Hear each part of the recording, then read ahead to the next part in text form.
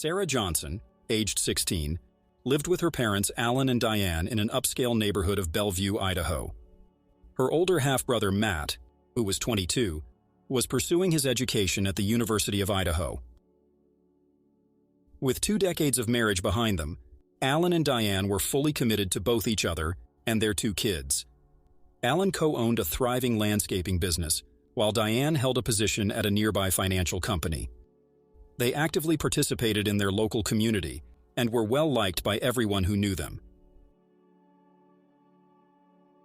While many portrayed Sarah as a pleasant young lady, her true nature was not entirely as pleasant. According to Matt, his sister was more of a drama queen who often lied to get her way. Sarah was reluctant to acknowledge her mistakes and consistently sought the final say in conversations. Despite her frequent displays of outbursts and tantrums, her parents remained devoted to her. However, their affection and support for their daughter were about to face an unprecedented trial.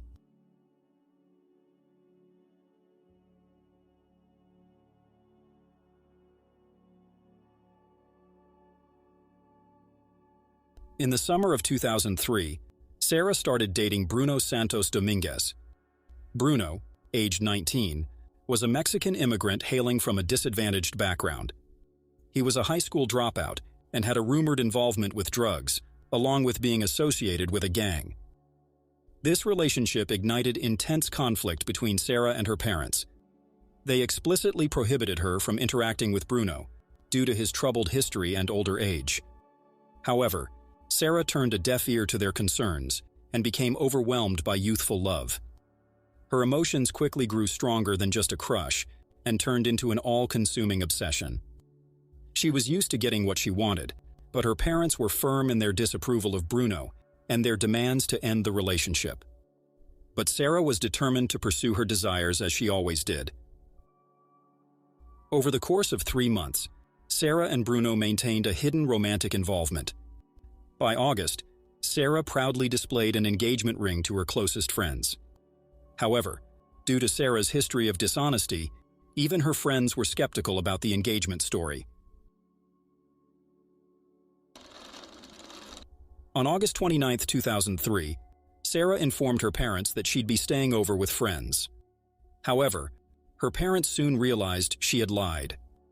When Alan realized that Sarah wasn't with her friends, he went searching for her and found her at Bruno's apartment. Angry, he drove his daughter back home, leading to a heated argument. During the exchange, Sarah unexpectedly revealed the engagement ring, which became the final straw for both Alan and Diane. Diane threatened to report Bruno to the authorities for statutory rape. On September 1, 2003, both of Sarah's parents contacted Matt. They were angry, disappointed, and deeply embarrassed by Sarah's conduct. They also felt a sense of guilt, questioning whether they had contributed to this situation. Later that night, Matt received a call from his sister, who was surprisingly composed. He found this behavior odd because the Sarah he knew would have been angry and upset. Her change in attitude worried Matt, and he considered calling his mother back. However, he chose not to, and he would come to regret his decision afterward.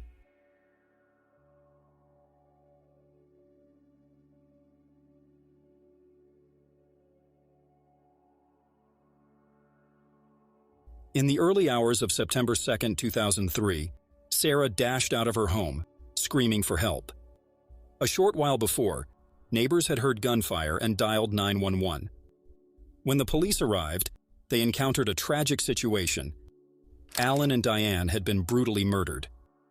Diane was found in her bed with a gunshot wound to her head, while Alan was discovered on the floor beside the bed, having suffered a gunshot wound to his chest. Later investigation revealed that Alan had been in the shower and was shot as he stepped out. Following the gunshot, he crawled to the bedside where his wife was lying. It was during this time that he took his final breath. The police promptly interviewed Sarah about what she had seen. She informed the officers that she woke up at approximately 6:15 and shortly after, heard 2 gunshots. Sarah hurried to her parents' room, but the door was shut. She called out to her mother, but there was no response. Frightened, She left the house and yelled for help. Considering Bruno's criminal record and the recent conflicts regarding his relationship with their daughter, he quickly became a suspect in the killings of Alan and Diane. Even though Sarah claimed that an intruder was responsible for her parents' deaths, there was no sign of forced entry. Nothing appeared to have been stolen from the house, and the Johnsons didn't seem to have any known enemies. Significant evidence was discovered in a nearby trash can next to the Johnson residence. Inside, authorities found a bloody pink bathrobe and 2 gloves. All of these items contained DNA from an individual. When forensic analysis results were received, the DNA found in those items didn't match Bruno's. It belonged to Sarah. In October 2003, Sarah Marie Johnson was taken into custody and charged with 2 counts of first-degree murder against her own parents.